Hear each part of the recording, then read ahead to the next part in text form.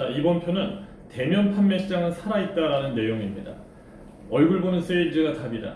지금 온 세상이 비대면 시장이 대세다 보니까 이제는 뭐 온라인 시장은 대세고 대면 시장은 죽었다라고 얘기를 하죠. 앞으로 더 그렇게 될 것이다. 기업의 생존이 양 엄지에 달려 있다는 얘기를 많이 합니다. 자, 이 콘텐츠의 핵심은 대면 시장은 살아있다는 겁니다. 얼굴 보는 세일즈는 여전히 답이다입니다. 전혀 반대 얘기를 하는 것 같죠. 물론 그럴 수 있죠. 통계는 그렇습니다. 한국은행의 경제통계 시스템에 따르면 2021년 1분기에만 5대 은행의 점포 수가 4,398개로 전년보다 191개 줄었습니다. 다르게 얘기하면 이틀에 한 개씩 은행 점포가 문을 닫는다는 겁니다. 2019년 3월부터 1년간 96개의 점포가 없어진 거에 비하면 속도는 2배 이상 빨라진 겁니다. 그러면 오프라인 대면 채널의 대표적인 은행도 이렇게 많이 문을 닫고 있는데 앞으로 대면 시장은 더 이상은 가망이 없어 보인다. 천만의 말씀입니다. 그렇지 않다는 겁니다. 콘텐츠의 핵심은 대면 시장은 여전하다는 겁니다. 통계를 보면 그 통계 이면을 잘 봐야 됩니다. 기자들을 비하하고 싶은 생각은 없습니다. 저도 언론사에 칼럼을 기고하고 또 언론사 자문도 했습니다만 기자들은 업이 그러다 보니 어쩔 수가 없죠. 자, 예를 들어보죠. 통계 오류를 쓰는 거예요. 통계 오류를 가지고 객관성을 생명으로 여기는 뉴스 기사들을 막 바꿔버린다는 거죠. 자, 기자들이 앞다퉈서 이런 자극적인 기사를 쏟아냈었죠. 한 해 2쌍 결혼, 1쌍 이혼. 이거 심각한 통계 오류가 있죠. 뭐냐면 한 해 2쌍 결혼하고 1쌍이 이혼한다? 이건 말도 안 되는 얘기예요. 그럼 결혼하면 이혼 확률이 50%다? 천만의 말씀. 이런 게 제일 바보 같은 통계입니다. 자, 특정한 한 해 동안에 결혼한 커플 수와 그러니까 금년에 결혼한 커플 수가 1000쌍이라면 역시 그 동일한 특정 한 해에 이혼한 커플 수가 500쌍이라는 게 아니잖아요.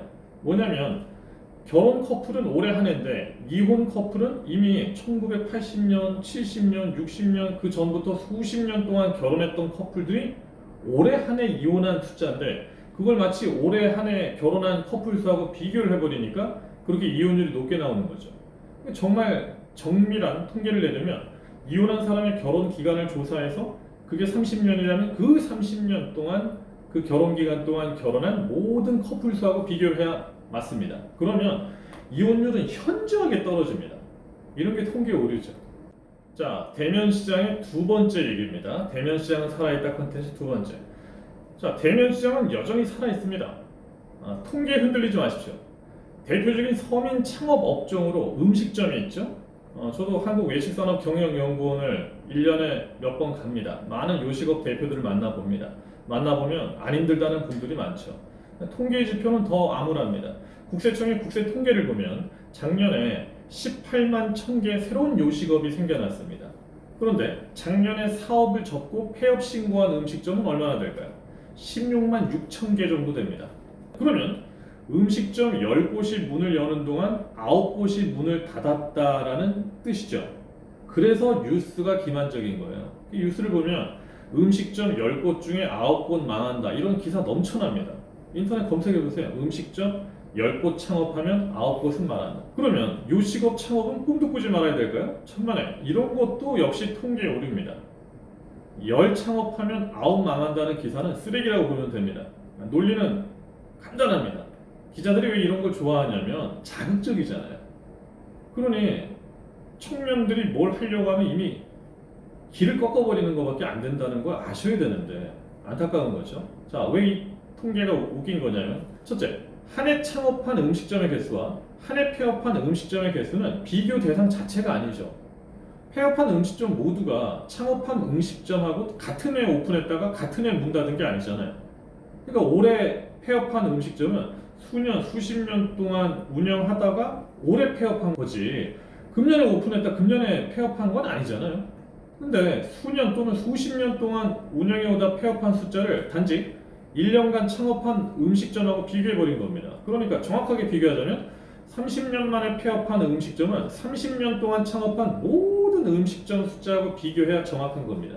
그러면 폐업 비율은 말도 안 되게 적게 떨어집니다. 둘째, 폐업률 계산부터 틀렸죠? 폐업률은 한국의 전체 음식점 수를 놓고 계산해야 됩니다. 한국의 모든 음식점 수가 72만 개입니다. 그러면 72만 개 더하기 현재 음식점 72만 개 더하기 18만 1000개 창업한 거 빼기 16만 6천 개 폐업하면 70.5만 개가 나온다고요. 그러니까 전체 음식점 중에서는 결국 겨우 15,000개밖에 줄지 않았다는 겁니다. 그러면 요식업 감소율은 단지 2%밖에 안 됩니다. 근데 100%에서 2% 정도 영향을 주는 거 이건 큰 문제가 아니라는 거죠. 자, 세 번째 오류. 이런 기사들은 서류상 사업자 등록을 한 음식점과 사업자 폐지를 한 음식점만을 단순하게 숫자로 비교합니다. 하지만 실제 장사를 해보면 세금 문제나 점포 확장, 업종 전환 이런 걸 이유로 여전히 장사가 잘 되는 가운데 사업자 폐업 신고를 하고 이름을 바꿔서 다시 사업자 등록하는 일이 무수하게 많습니다. 근데 이걸 그냥 다 폐업 통계에 넣어버리는 거죠. 그러니까 한 해 18만 창업, 16만 폐업이라는 숫자가 나올 뿐입니다. 실제 가보면 여전히 장사 잘하고 있는 집들 넘쳐나요. 저도 지금 사업을 10년째 하고 있지만 계속 저도 사업을 새로 냈다가 폐업 신고 거듭하고 또 새로 내고 또 법인도 냈다가 또 법인 철수하고 또 새로운 법인을 내고 이런 식으로 해서 회사를 계속 키우고 있습니다. 근데 저는 한 번도 망한 적이 없습니다. 초호황입니다. 근데 저도 폐업 신고를 했으면 망한 건가요? 아니잖아요. 이런 자극적인 숫자 노름을 기자들은 제일 좋아한다고요. 사회 겁주기 딱이죠. 그리고 조회수가 늘고 그 밑에 뭐 헬조선이니 정부를 뭐 바꿔야 한다느니 이런 댓글들을 보면서 흐뭇해하죠. 흔들리지 마십시오.